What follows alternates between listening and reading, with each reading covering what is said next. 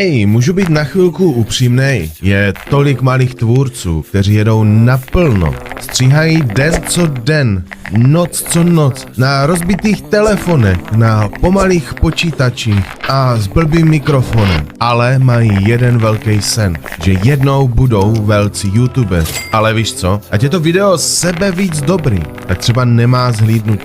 A většinu lidí, většinu malých tvůrců to odradí. Kámo, když narazíš na video malýho tvůrce, dej mu aspoň like, nebo pokud můžeš i odběr. Vůbec nemáš tušení, jak moc to pro něj znamená. Tolik malých tvůrců to vzdá.